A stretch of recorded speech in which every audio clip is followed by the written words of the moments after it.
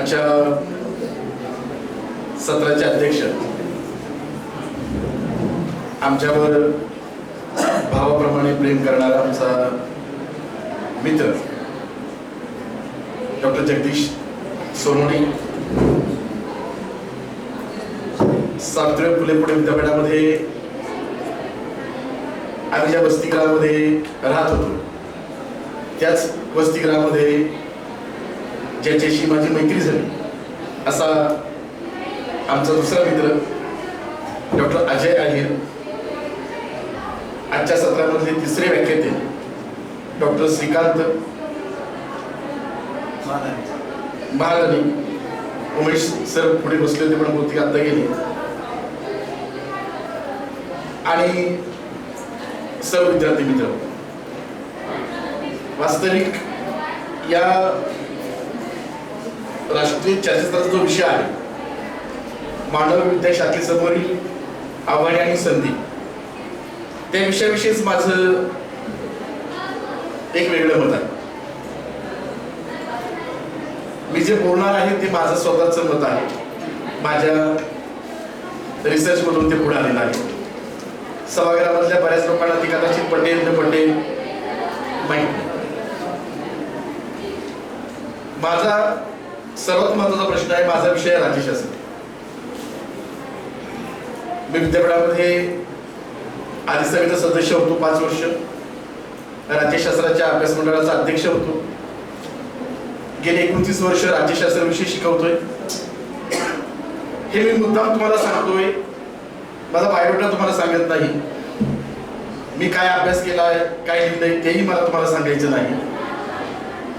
राज्यशास्त्राचा विद्यार्थी म्हणून माझ्यासमोर तुम्ही प्रश्न राहिला, गेल्या काही वर्षामध्ये म्हणजे पाठीमागच्या 2 वर्षामध्ये महाराष्ट्रातल्या अनेक विद्यापीठांमध्ये, अनेक महाविद्यालयांमध्ये हा विषय सध्या चर्चेला येतोय, मानवी विद्याशाखेसमोरची आव्हाने आणि संधी. राज्यशास्त्राचा विद्यार्थी म्हणून मला प्रश्न पडलाय की हा विषय काय यावा. हा विषय इतक्या जोरदारपणे, जोरकसपणे व्यासपीठावर चर्चेला येतो, याचा अर्थ याच्यातली संदिग्धता काय आहे, हा प्रश्न आम्हाला का भेडसावतोय. खरं तर ते जगदीश सरांनी सांगितलं तर बरोबर आहे की सभागृहामध्ये आमच्या फॅकल्टीच्या पेक्षा इतर जास्त फॅकल्टीचे विद्यार्थी आहेत. त्यामुळे आम्ही कुठल्या फॅकल्टीच्या विरोधामध्ये आहोत, आम्ही कोणत्या विषयाच्या विरोधात आहोत, हा महत्वाचा मुद्दाच नाही आहे. प्रश्न असा आहे की असा एक विषय राष्ट्रीय चर्चासत्राचा असू शकतो, याविषयीच मला आश्चर्य वाटते. याचं कारण असं आहे की का बरं आपल्याला या विषयावर चर्चा करण्याची गरज नसते. आम्ही थोडस चळवळीचा अंग असल्यामुळे जगदीशला माहिती आहे, आम्ही थोडा खोलात जाऊन विचार करतो, आणि खोलात जाऊन विचार करताना आम्हाला अनेक गोष्टी ज्या नजरेसमोर आल्या त्या मला तुम्हाला सांगायच्या.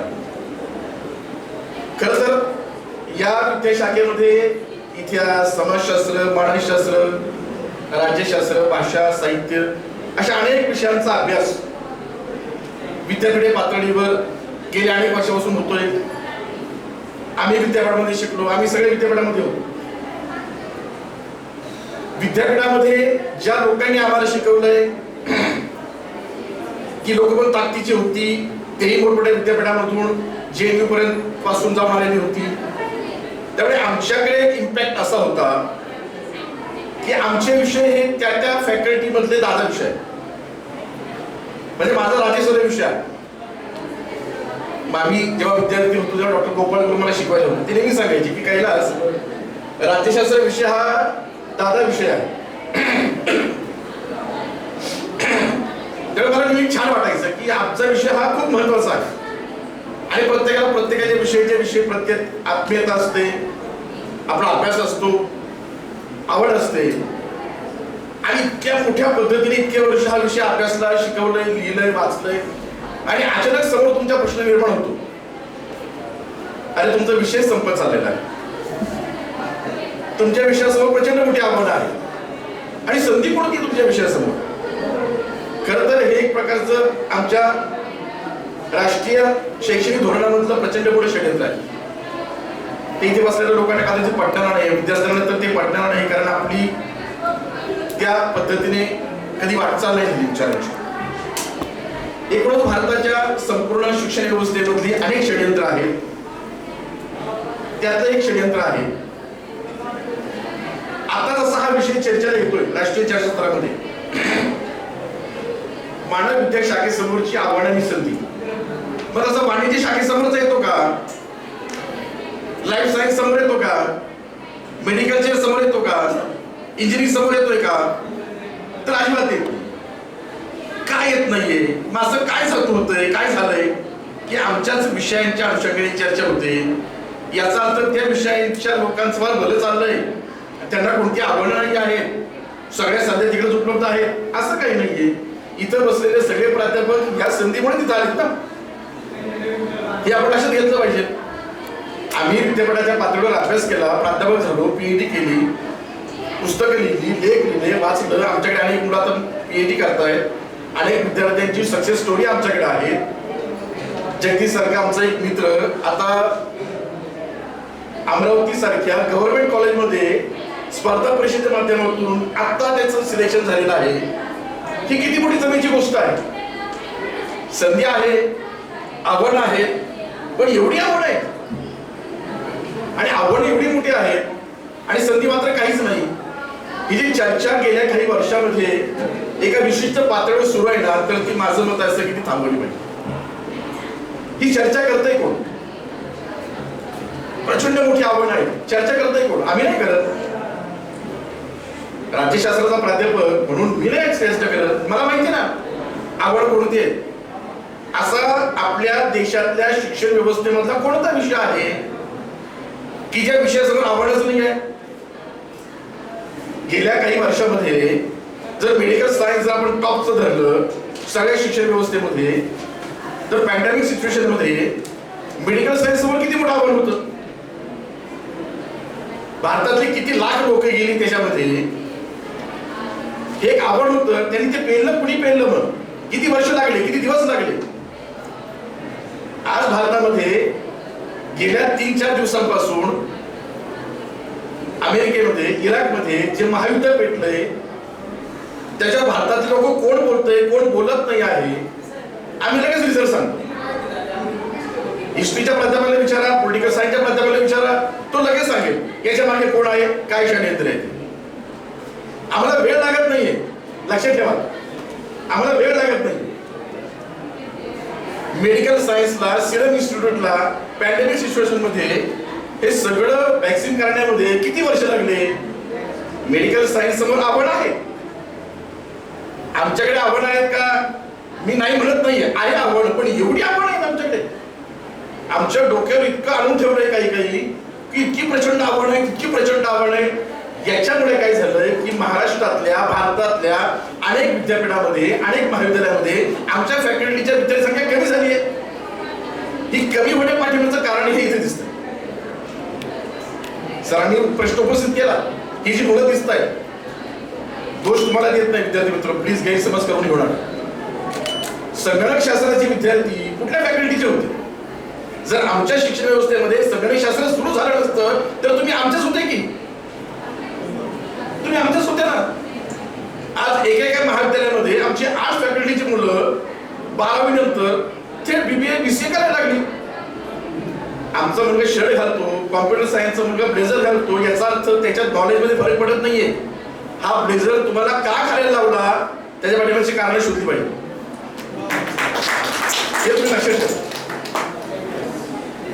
ही षडयंत्र आहेत विद्यार्थी मित्र.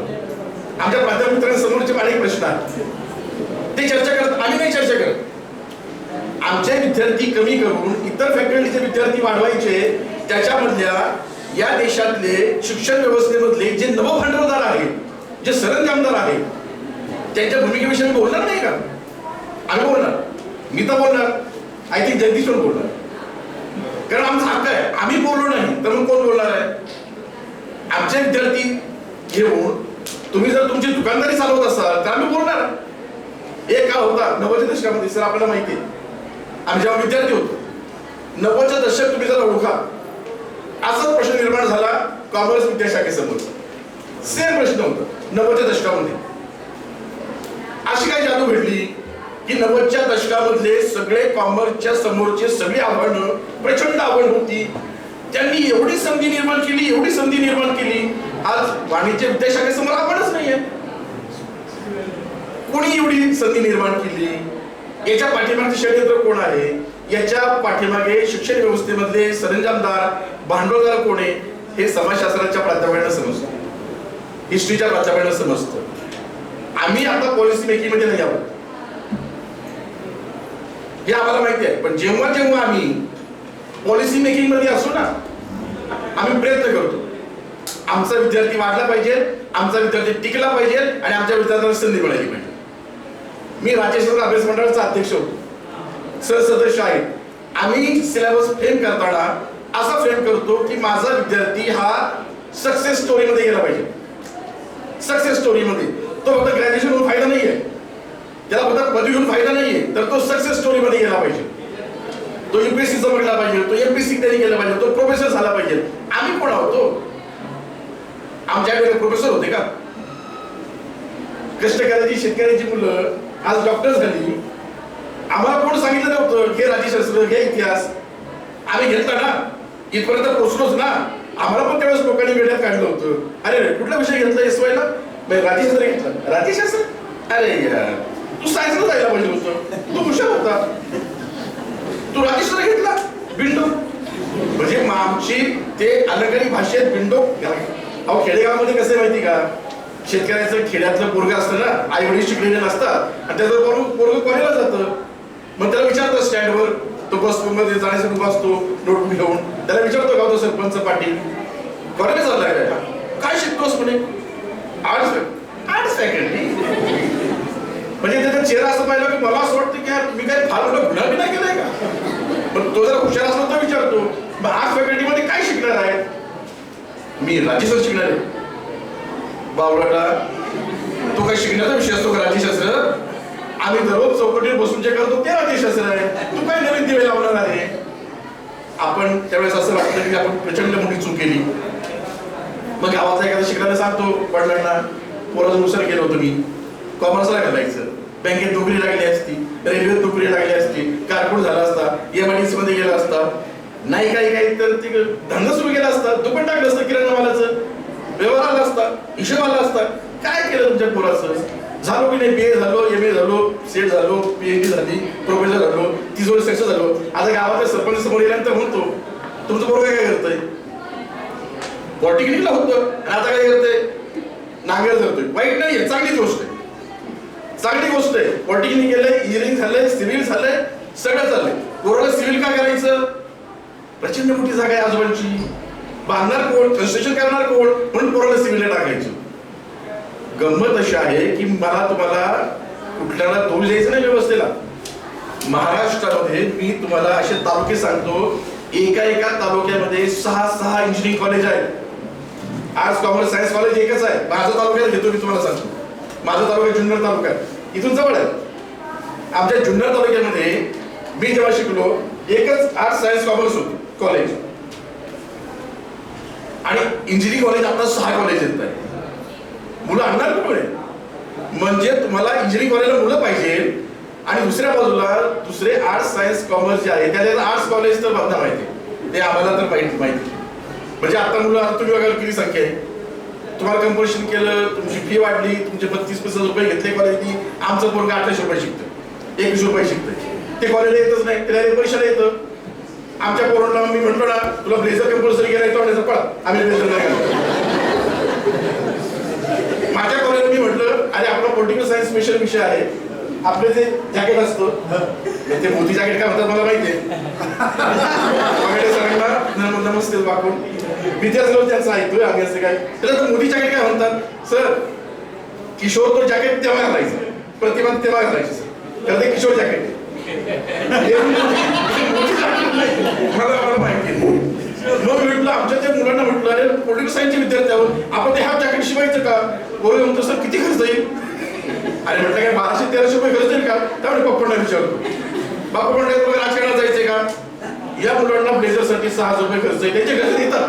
कारण पोरं काय सांगतात, ब्लेझर घातलो, डाय घातली, IT मध्ये नोकरी लागते, किती पॅकेज मिळतं? 3200 रुपयाचं. प्रश्न तो नाहीये. आमच्या मुलांच्या समोरचा प्रश्न जो आहे तो मुळातून सुरू झालेला आहे. आमचं धंदे बंद पडत चालले. धंदे म्हणत नाही खरं, त्याला आता करून धंदे म्हणतो. काही कॉलेजमध्ये मी त्यांची नाशिकला गेलो होतो. खरंच आमच्या 800 प्राध्यापक मला म्हणतात, सर आपल्यालाही वाईट दिवस आले ना. काही प्राध्यापक तर आमचे सर वर्ष झाले शिकवतच नाही. म्हणजे किती मोठं षडयंत्र आहे. आम्ही शिकलोय, आमच्याकडे नॉलेज आहे, आमच्याकडे ताकद आहे, प्रचंड आत्मविश्वास आहे, आम्ही सक्सेस स्टोरी निर्माण करू शकतो, आम्ही IAS निर्माण करू शकतो, IPS निर्माण करू शकतो, चांगले चळवळीतले कार्यकर्ते निर्माण करू शकतो, चांगले शिक्षण व्यवस्थेमधले प्राध्यापक निर्माण करू शकतो. पण आमचं रॉ मटेरियल हिरवून घेतलं. आमचं रॉ मटेरियल हिरवून घेतलं ना. आमच्या समोर मुलगा येणारच नाही याची काळजी घेतली गेली या शिक्षण व्यवस्थेमधल्या सरदारदारांनी. आमचा त्यांच्या समोरच आहे. हे आव्हान आहे आमच्या समोरच. बाकीच्या आव्हानं मला काही देणं नाही. हे आव्हान आहे आमच्या समोर. आमचा मत तुम्ही हिरवून घेतला. संधी काय? संधी तुम्हाला पण मिळते ना. संधी आम्हाला पण मिळते ना. आम्हाला संधी मिळाली, आम्ही इथपर्यंत पोहोचलो की नाही? आमची लोक कुठपर्यंत गेली? म्हणजे राज्यस्तरीय विषयाचा विचार केला ना तर सगळ्या लोकांनी राज्यस्तरीय विषय कुठे घेतला, कसा घेतला, त्या राज्यस्तरीय विषयावर त्यांनी काय काय केलं हे सगळ्यांना माहिती. संधी सगळ्या विषयामध्ये. पण माझा प्रश्न असा आहे की मानवी विद्या शाखेसमोरची आव्हानं असा मुळातच प्रश्न नसतो. असला तर तो जाणीवपूर्वपणे एक षडयंत्राच्या माध्यमातून तो निर्माण केला गेलेला आहे. आमच्या समोर आव्हान आहे की ते आव्हान आता पुढे काढायचे. आम्हाला लोकांना सांगायचंय, कसलंच आव्हान नाहीये. फक्त गेल्या काही शिक्षण व्यवस्थेमध्ये तुम्ही बघा, आमच्या समोरचे विद्यार्थी हिरावून घेतले गेले. आता तर नवीन शैक्षणिक धोरण आहे. मी 5 मिनिटं फक्त बोलणार आहे सर. NEP वर 2च मिनिटं घ्या. समोरला जायचंय, मला माहिती आहे. मॅडम तुम्हाला बोलायला संधी देणार सर मी. पण NEP वर मी बोलणार आहे कारण त्याचं नाही, त्याचं कारण असं आहे की सर NEP मध्ये आम्ही विरोध करतोय. NEP ला मी काय विरोध करतोय? काय भ्रामक संकल्पना आहे NEP मध्ये. ऑन जॉब ट्रेनिंग नावाचा प्रकार काढलाय. OJT, on job training. त्याला काय अर्थच नाही ना. म्हणजे मला सांगा, त्या सर दामू पालघरमध्ये मी एका ठिकाणी कॉलेजमध्ये गेलो होतो. पोळी सारखा विषय. त्या मुलांनी काय शिकायचं? मधमाशी पालन. अहो तो ट्रायबल्स मुलगा आहे, त्याचा अख्खं परंपरा मधमाशी पालनामध्ये गेले आणि तो मुलगा FY आल्यानंतर त्यांनी मधमाशी पालनच करायचं. याला तुम्ही काय सांगणार आहात? ही आपण आपल्या समोरची नवीन शैक्षणिक धोरणामध्ये जे काही सगळा बदल झालेला आहे, जे काही स्ट्रक्चर आहे, माझा वैयक्तिक डॉक्टर कैलास सोनवणे राज्यशास्त्र प्राध्यापक म्हणून माझा विरोध आहे. आणि तो विरोध म्हणून मी त्या भटकर सरांच्या समोर सांगितलेला आहे, भूषण पडकर समोर सांगितलं, आशू समोर माझा विरोध आहे कमिटीला. तुम्ही कुठल्या पद्धतीने आम्हाला शिकवताय? आम्ही आता मधमाशी पालन करायचं, गांडूळ खताचं निर्मिती आम्ही करायची. आमच्या मुलांनी केली ना, आमच्या वडिलांनी केली ना, आजोबांनी केली ना. म्हणजे आमच्या मुलांनी तेच करायचंय. ही आव्हान आपल्या समोरची आहे. पहिली गोष्ट, आमच्या समोरचा मॉब तयार केला. त्यांना काहीतरी छोटे मोठे व्यवसाय निर्माण होतील, त्यांना असं शिकवायला सांगितलं. मला सांगा, TYPL आलेल्या मुलाला सगळं सांगितलं गांडूळ खताचा प्रकल्प करायचा आहे. तो म्हणजे सर गांडूळ खताचा प्रकल्प मी कसं करणार? आणि कॉमर्स मधला, मेडिकल सायन्स मधला मुलगा, सायन्स मधला मुलगा मात्र प्रॅक्टिकल करतो, तो MSc जॉब करतो, तो टॅली शिकतो. तसं तो टॅली करतो, मी गांडूळ खत करणार आहे. किती वाईट वाटतं. आम्ही कुठल्या तोंडाने सांगणार आहात त्याला? ठीक आहे, मी कधी वेळ मिळेल तेव्हा परत त्याच्यावर बोलेल.